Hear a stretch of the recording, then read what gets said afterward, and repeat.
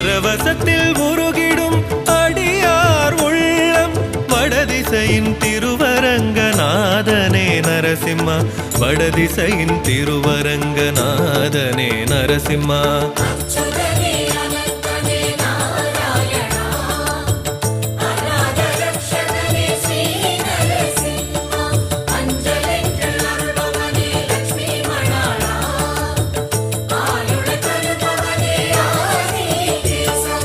நரசிம்மன் பாதமே கதி